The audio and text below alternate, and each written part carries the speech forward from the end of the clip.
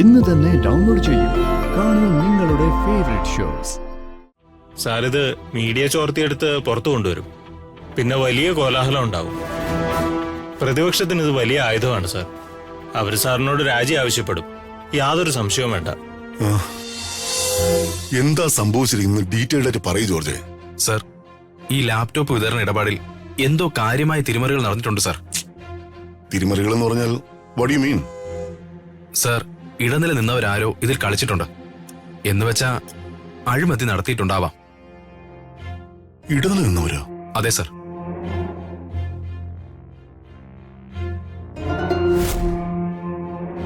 This is the most important file. വളരെ സൂക്ഷിച്ച് കൈകാര്യം ചെയ്യേണ്ട ഫയലാണ്. പല അഴിമതി ആരോപണങ്ങളും വരാൻ വഴിയുള്ള ഫയലായതുകൊണ്ട് വളരെ ശ്രദ്ധ വേണം.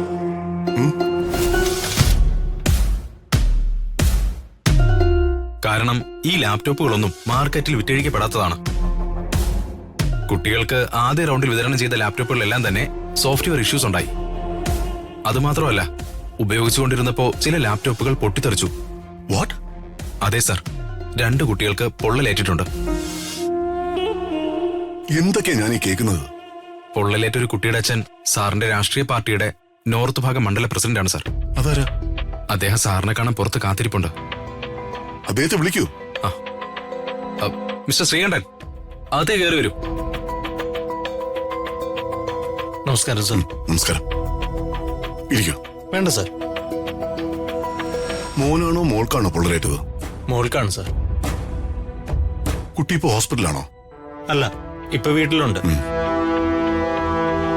എന്നാലും അപകടം തന്നെയല്ലേ? സാർ, ഞാൻ വന്നത് എന്റെ കുഞ്ഞിന് പൊള്ളലേറ്റത് പരാതി പറയാനല്ല. ഇത് നമ്മുടെ പ്രസ്ഥാനത്തിന് തന്നെ നാണക്കേടല്ലേ സാർ? അതെ ശ്രീകണ്ഠ. സാർ, ഇത് മീഡിയ ചോർത്തിയെടുത്ത് പുറത്തു കൊണ്ടുവരും. പിന്നെ വലിയ കോലാഹലം ഉണ്ടാവും. പ്രതിപക്ഷത്തിന് ഇത് വലിയ ആയുധമാണ് സാർ. അവർ സാറിനോട് രാജി ആവശ്യപ്പെടും. യാതൊരു സംശയവും വേണ്ട. ജോർജ്, ഒരു കാര്യം ചെയ്യും. സർ, എല്ലാ സ്കൂളുകളിലും ഈ ലാബ് വിതരണം കഴിഞ്ഞായിരുന്നോ? ഇല്ല സർ, ഒരു 10% വിതരണമേ നടന്നിട്ടുള്ളൂ. വിതരണം ചെയ്ത എല്ലാ ലാപ്ടോപ്പുകളും തിരികെ വാങ്ങാനുള്ള ഓപ്ഷൻസ് ഉണ്ടോ? അതിനുള്ള വഴി എന്താണെന്ന് വെച്ചാൽ ആലോചിക്കുക. We need to find a solution immediately. Yes sir. Sreekanta വരൂ. സാർ,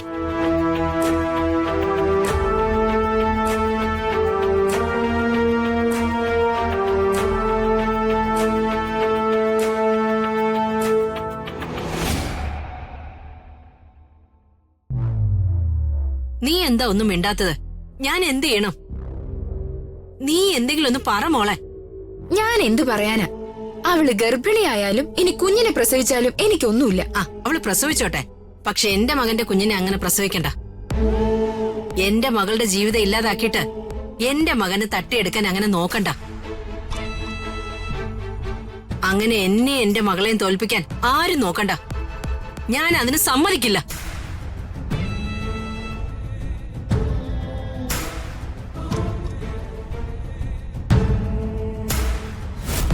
അമ്മ ഒരു അമ്മൂമ്മയാവാൻ പോവാ.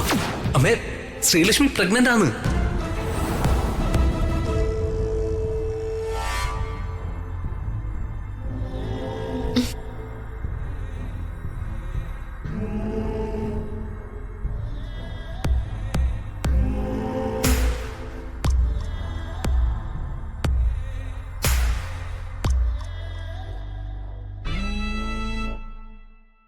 ഇവളോടൊന്നും ചോദിച്ചിട്ട് യാതൊരു കാര്യമില്ല. ഇവളുടെ മനസ്സിപ്പോഴും ആ നാശം പിടിച്ചവന്റെ പിറകില.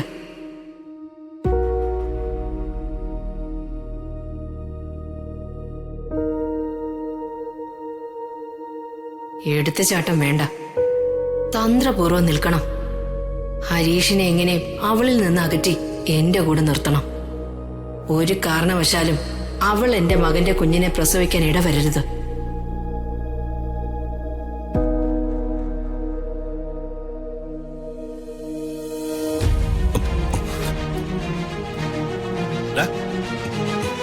നീ ഇന്നലെ വെടികൊണ്ട് കാട്ടുപന്നിയെ പോലെ പാഞ്ഞു വരുന്നേ? എന്തു പറ്റിയടാ? നീ എവിടേക്കാ ഓടിപ്പടച്ചു പോയത്? അയ്യോ, അപ്പൊ കുഞ്ഞമ്മാവനൊന്നും അറിഞ്ഞില്ലേ? ഇല്ല. എനിക്ക് ഒരു ലോട്ടറി അടിച്ചു, 25 കോടി. ഞാനതിന്റെ ക്യാഷ് കളക്ട് ചെയ്യാൻ പോയതാ. അത് ശരി. അപ്പൊ ലോട്ടറിയൊക്കെ ഭാഗ്യമില്ലാത്തവർക്കും അടിക്കാൻ തുടങ്ങി അല്ലേ? അതെ, കുഞ്ഞമ്മാവന് ഒരെണ്ണെടുത്ത് വെച്ചോ. ഉം, അടിച്ചാ പോക്കറ്റ് മണിക്കുള്ളതാവുമല്ലോ. അത് ശരി. ഒന്ന് നിന്നേ. ഞാനൊന്ന് കാറി വരുമ്പോ ഒരു കാഴ്ച കണ്ടു. നിന്റെ ഭാര്യ നിന്റെ കൊച്ചിനെ ഒക്കത്തെടുത്ത് പൊരി വെയിലത്ത് തെരുവിലൂടെ നടക്കുന്നു. കുഞ്ഞിന് വല്ല പാലോ വെള്ളമോ വാങ്ങിക്കൊടുക്കാനായിരിക്കും. പിച്ചക്കാര് പിള്ളേരെ കൊണ്ട് നടക്കും പോലെ, തെണ്ടാൻ നടക്കുന്നത് പോലെ നടക്കുന്നേ. സാധാരണ ഇത്തരം കാഴ്ച കണ്ട എന്റെ മനസ്സലിയും, ഞാൻ എന്തെങ്കിലും കൊടുക്കുകയും ചെയ്യും. പക്ഷേ നിന്റെ കുഞ്ഞായതുകൊണ്ട് എനിക്കൊന്നും കൊടുക്കാൻ തോന്നിയില്ല. പിന്നെ ആ ലോട്ടറി അടിച്ചെന്ന് എന്തെങ്കിലും എടുത്ത് കൊടുക്ക്. നിന്റെ കുഞ്ഞല്ലേടാ. താൻ പോടോടുക.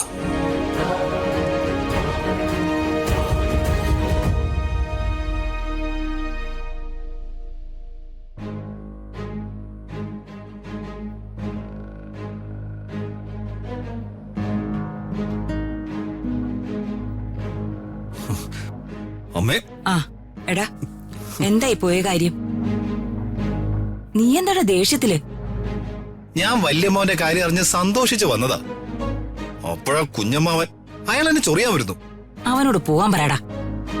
ഹ്, അവനെ പുറത്താക്കാനുള്ളൊരു കെണിയെ ഞാൻ ഒരുക്കുന്നുണ്ട്. ആ അത് പോട്ടെ, നീ കാര്യം പറ. എന്താ പ്രതാപന് പറ്റിയേ? അമ്മേ, എനിക്ക് സെക്രട്ടേറിയറ്റിലേക്കൊന്നും കയറാൻ പറ്റിയില്ല. പക്ഷെ കാര്യങ്ങളൊക്കെ ഞാൻ മറ്റൊരാളിൽ നിന്ന് ഡീറ്റെയിൽ ആയിട്ട് അറിഞ്ഞു. ആ ഒന്ന് വേഗം പറയടാ. അമ്മേ, അമ്മയുടെ ആങ്ങളെ കൊടുങ്ങാൻ പോവാ. കൊടുങ്ങാനല്ലടാ ഞാൻ പ്രാർത്ഥിക്കുന്നേ. നീ വേഗം ഒന്ന് പറ. 8ാം സ്റ്റാൻഡേർഡ് മുതൽ +2 വരെയുള്ള സ്റ്റുഡൻസിന് ഫ്രീ ആയി ലാപ്ടോപ്പ് വിതരണം ചെയ്യുന്ന ഒരു പദ്ധതി മിസ്റ്റർ പ്രതാപ് വർമ്മ കൊണ്ടുവന്നു. ഉം, കമ്പനിയിൽ നിന്ന് ലാപ്ടോപ്പ് വാങ്ങുന്നതിന്റെ എല്ലാം ഡീലുകൾ ഏറ്റെടുത്തത് ആ രാജു ആയിരുന്നു. വിതരണം ചെയ്ത ലാപ്ടോപ്പുകൾക്കെല്ലാം സോഫ്റ്റ്വെയർ ഇഷ്യൂസ്, പിന്നെ ചിലത് പൊട്ടിത്തെറിച്ചു. പണി പള്ളിക്കൂടത്തിൽ കിട്ടിയല്ലേടാ? ആ മീഡിയ പടം അറിഞ്ഞു വരുന്നേ ഉള്ളൂ. ഇയാളെ എടുത്തിട്ട് അങ്ങ് 6 അടിക്കും. അവൻ രാജിവെക്കേണ്ടി വരുമോ? രാജിയിലൊന്നും തീരില്ല, അഴിമതിയാ. ഇയാൾ അകത്തു പോവും. എന്റെ ആറ്റുകാലമ്മേ, അടുത്ത കൊല്ലം ഞാൻ പൊരി വെയിലത്തിരുന്ന് പൊങ്കാല ഇട്ടോളാമേ. ഉഫ്. എടാ, അപ്പൊ ആ രാജുവിന്റെ കാര്യോ? അവനെ ആദ്യം വല്യമ്മാവന്റെ പാർട്ടിക്കാരെടുത്തിട്ട് അടിക്കും. അത് കഴിഞ്ഞ് പോലീസ് കൊണ്ടുപോയിക്കോളും. ഹാ, അപ്പോ അമ്മാവനും മരുമോനും ഒരുമിച്ച് സെൻട്രൽ ജയിലിൽ കഴിയല്ലേ? അത് ഉറപ്പല്ലേ.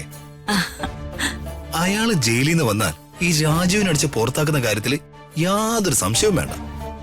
ദേ, അതാണ് വേണ്ടത്. എനിക്കിതങ്ങോട്ട് ഇഷ്ടായി. അല്ലമ്മേ, അവര് ജയിലിലേക്ക് എത്തും വരെ നമ്മൾ എന്താ ചെയ്യണ്ടേ?